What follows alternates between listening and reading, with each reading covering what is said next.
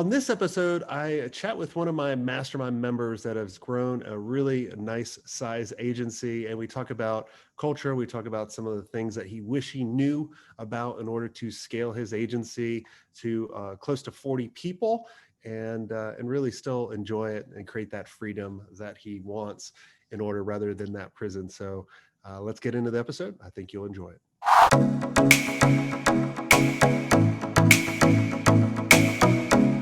Hey, Ben, welcome to the show again. It's good to be here, Jason. Well, for people that didn't hear the editing, I was yelling at one of my kids for slamming a door during our podcast. But welcome on the show. I'm excited to have you on. We've known each other a while. You've been in the mastermind. So tell us how you, who you are, and how did you get into this crazy agency life? Yeah, so my name is Ben Childs. I'm the president of Digital Reach Agency. We're a revenue-focused B2B digital marketing agency, focuses on SaaS, tech startups, and enterprise, search, marketing automation, design development, and account-based marketing. How I got into it is not too dissimilar than I think most people. I had a job at an agency that was pretty crappy. I kind of woke up one day and realized they were pretty churn and burn. So I moved up to San Francisco with a lot of my buddies, and I got a job. This is dating myself, at a Daily Deal startup back when those were a thing, and they ran out of money and didn't have a lot of prospects. So I took the computer that was my severance package from that job, went to Radio Shack next door and got a Magic Jack, and just started calling people from my grandma's dresser that I used as a standing desk, saying that I could do their digital marketing. I had sold it before, but I had never done it. So just I knew the holes in the market and just said, hey, I'll be doing the work. I'm going to undercut everybody on price, and you can trust me because I need the money for rent. And sold my first two people without a website because they were like, yeah, I love it. Let's do it. And that was 9.5 years ago. And now we're 38 people and doing bigger stuff than that. I love it. I always tell everybody when they come to me about starting an agency and they're like, what do we need? I'm like, you need to know how to do something really well. Yeah, one of the things I like about the podcast is there's no real like service kind of education, because if you're not good at what you do, there's not a lot that you can learn from an operations or client management standpoint. And so I think that's something that, when I talk to people about starting businesses, I'm like, well, are you like good at it? And they're like, yeah, I guess. It's like, well, maybe you should. I learned on the fly, and I was up at 12 a.m. blowing up AdWords accounts, learning on the fly. And I wished I had known better, but the fact is you're going to learn some hard lessons along the way, either way. Yeah. Well, yeah, I mean, look, you never do it perfect. Yep. And especially too, when we look back and we go, oh man, I wish I knew this, It's before I hit the crazy. million mark or before I hit the 2 million mark. So what did you wish you knew back then that you know now? I wish I knew that I could raise my prices.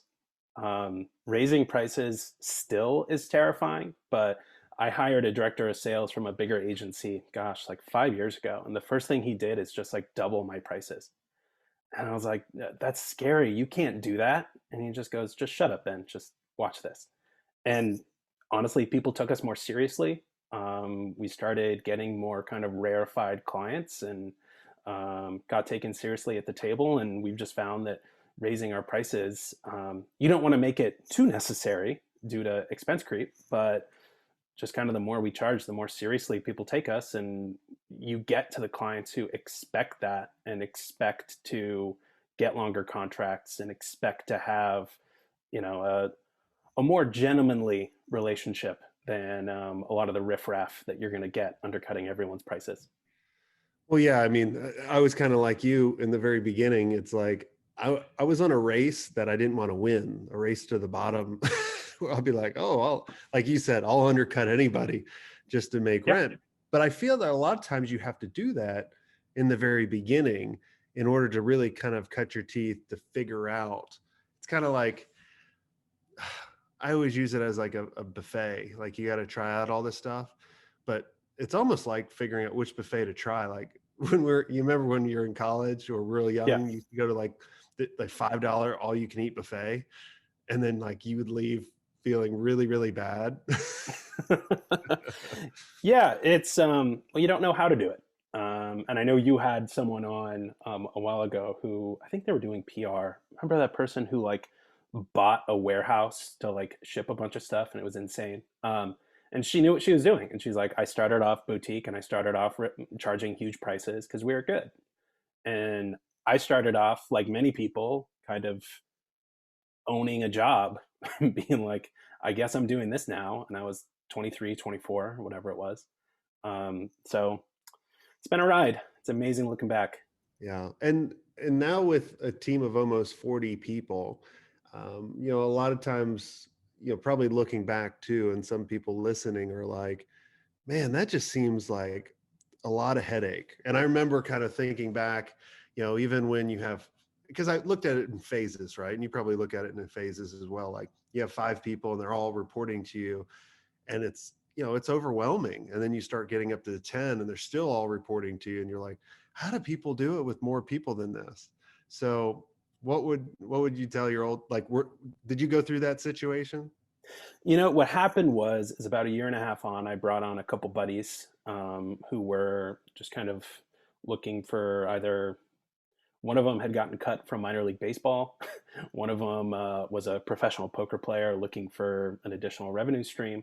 They're both geniuses, and we've been friends since we were kids. They're geniuses.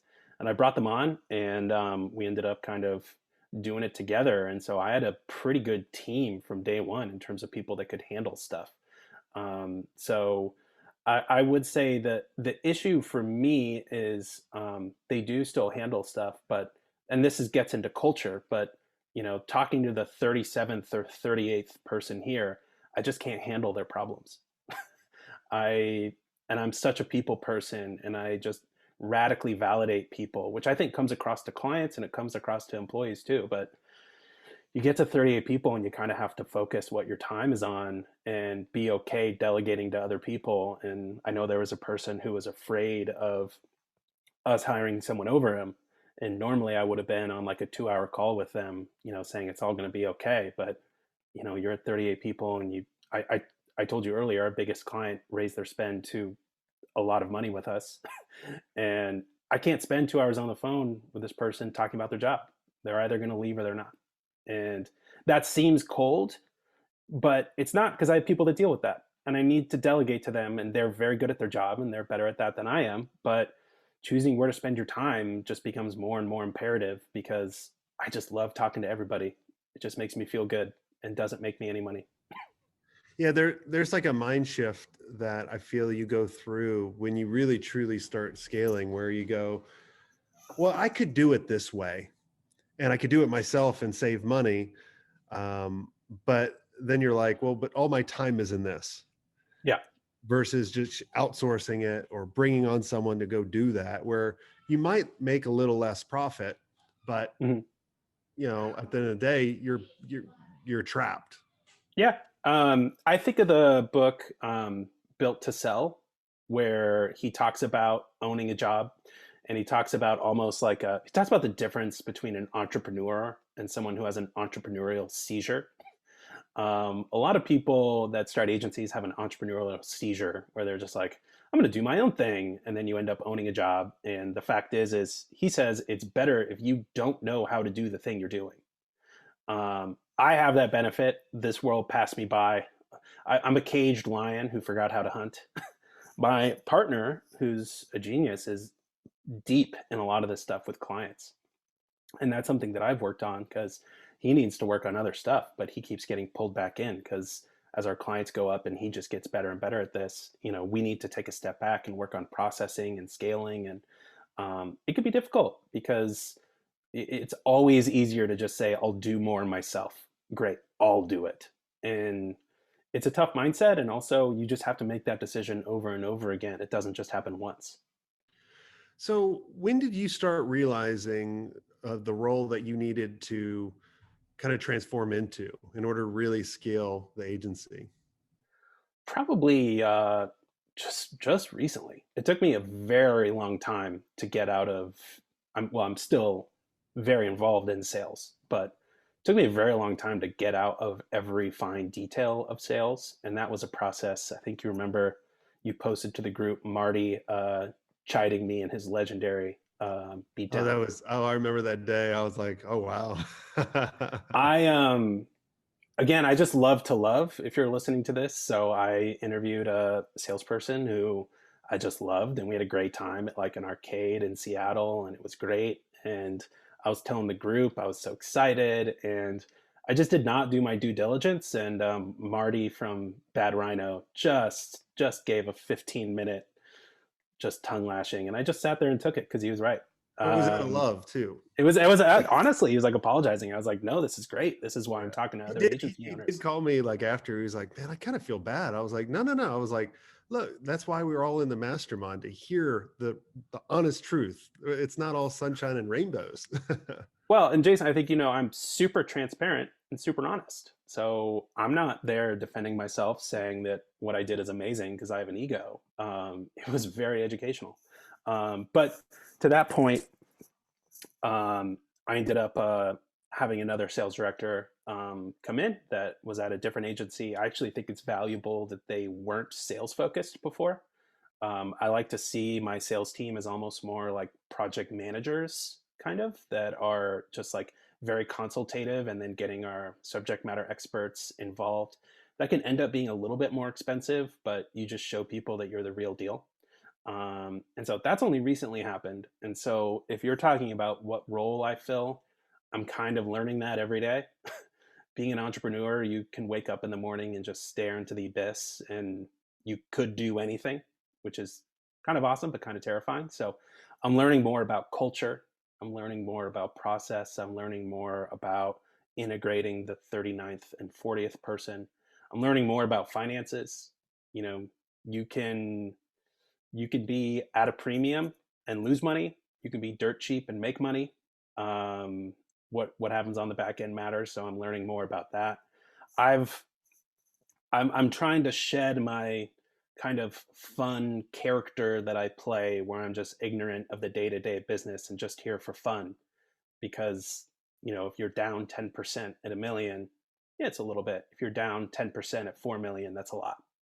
And if you're up 10% at a million, that's a little bit. And if you're up 30% at 4 million, that's a heck of a lot. Yeah, I love it. Well, let's talk about, you know, the benefits of niching down and not niching down, because we see this a lot, and I always chat about it. What are your thoughts on this? It's easier at the beginning to not niche. And you just need the money. You take everything. All money is good money. And you just kind of need to learn your lessons along the way. If you start niched, that's great, but it can be difficult to find the right opportunities. For us, we went hard B2B like 5 years ago, but like if an e-commerce company wanted to pay us money, like, okay, super top secretly, I'll take it and not tell anybody. um, so we niche down to a persona, really. There's usually niching verticals and there's niching services. We've just decided to niche down to a persona. So in our industry, B2B SaaS and tech, the director of demand gen and the CMO, we just want to like wake up in the morning and know what they're thinking. At any service we provide, we need it to be, we do a great job at marketing automation. And it's in direct response to enough of our clients saying, we will pay you for marketing automation, because no one does it good. Just being like, okay, let's do it good. And then we communicate with them. They tell us what's wrong, what needs to happen, and we build and build. And now like you present it to someone and they're like, holy crap, like I didn't know an agency could do that for me. That has its own downsides.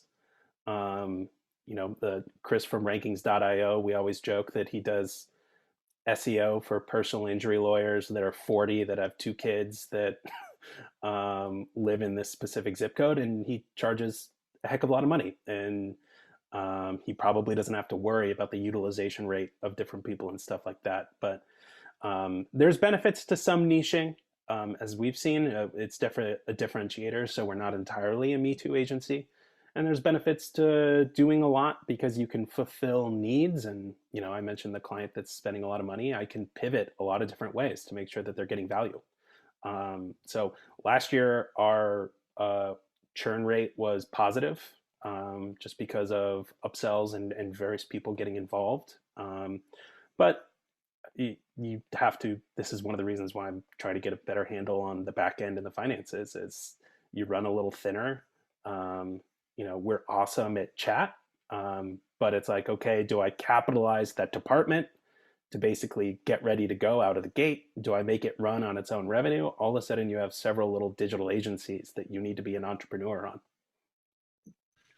Yeah, I always tell everybody in the very beginning, you got to kind of try out everything, unless you really know what you're meant to do.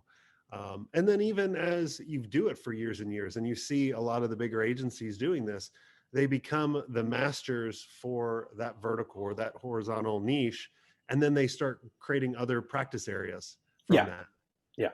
and they can actually grow. And I always tell everybody too, is like, look, when you pick a niche, you still can take on work outside of it as long as Yeah. it fits it. It's just you're just marketing to that. And Mm-hmm. it's weird when you market to a particular niche, a lot of us have seen, we'll have people from outside that were like, we heard your stuff, we want you to help with this. And we're like, have you came off the website? Like you're not even close to this. So, which is all like, so I just want to kind of get rid of a lot of people's worry, because so many people fight it for so long, or like, don't fight it. Like just keep going after all of them. But it just, when you can get a little focused, it makes things a little bit easier in order to grow. Yeah, and it makes sales easier. I mean, if you're doing one service on one vertical, teaching someone to sell it and be able to speak words that the other person just jumps at is really easy. For what we do, I need someone to come in with a little bit more experience who's done it, and that costs money. But the idea is that makes money. But things get a little simpler when you niche down, and we're continually niching down on who we work with and what we do. That's awesome. And tell us some of the benefits, because I always joke that I would have never, when I ran the first agency, I was in search to kill mode. Like I would have never talked to any other agency owners. I would have just like searched and destroyed. And I always joke, like I would have never let myself into my own mastermind, Yeah. which is the wrong mentality. And I've learned that over the years. And I want everybody, regardless if it's our mastermind or whoever's mastermind, or you guys create your own, what's the benefit that you get from chatting with other owners? Yeah. I've never considered myself to have competitors, even people that we go up with. I mean, if I do, like, I should just be more different. I should just look at what I'm doing and make it different than they are, because if they're doing what I'm doing, like, I don't know what, like, if I'm the prospect, why are we different? Um, I think there's a major benefit because it just frees you up, and this is just from an entrepreneurial perspective. It helps justify some of your decisions and make you more confident. I was giving the example, like we were having trouble getting paid from a client, and I brought it up to the mastermind, and you gave a great answer, which was like, yeah, you can do whatever you want. Why don't you like send them flowers? And I was like, I didn't know I could do whatever I want. And that seems like a silly thing to say, but you get into your routine of day to day. And honestly, like that's a lot of my job now that you mention it, as president, is I talk to people on the team and they have this problem, and I say, well, why don't you just stop doing that? And they're like, I can. And it's like, yeah. And I don't expect them to wake up in the morning and stop working on a client just because they want to, but I have the opportunity to say, why don't you just not work on them and let's fire them? And that's the benefit of talking to a mastermind group, is they're able to just be like, hey, why don't you just not do that? I'm like, Yeah, I that, thought I had to. yeah, I know. It's just getting that outside perspective. It's just, you're so close to it. And I think a lot of times we're so Yeah. emotionally connected to it, where we just can't see the solution that's really apparent. Like you talk Well, about something and like literally the other 10 people are looking at you going, you know exactly what to do. And then, you know, yeah. and then And, you're and like, you hear it and you're like, oh, duh, that's so easy. And that gets to the other benefit for me is I just realized I had something to offer. There's just been several questions where I go, oh, I absolutely know this answer. I did it. The prospect said this. It went great. Um, or, just people have different personalities. So I can open up someone to be a little bit more direct, a little bit more transparent or something like that. But to your point, yeah, I mean, we were talking and someone in the group was like, that wasn't the first time I blew 30 grand. And I was like, oh, that guy has his stuff together and he makes mistakes too. Yeah, and it's just a lot of times what I've found too, even when I'm leading it or been in other masterminds myself, I'll give someone advice and then I'll have to ask the question, do I do that? And then Yeah, they're you like, almost like put on a brave face and you're like, why don't you tell the client this? And then it's like you get on a call and it's like, whatever you want, Mrs. Client. How high? exactly. Yeah, exactly. Well, awesome. Well, Ben, this has been amazing. Thanks so much for coming on. Is there anything I did not ask you that you think would benefit the audience? Yeah, I just want to say as you scale, culture becomes more and more important. And that is like such an amorphous word. I'm a big football fan, and culture is just being used over and over again to where it's overused. Um, but really, it's if you're listening to this podcast, you probably started an agency, and the agency is really you.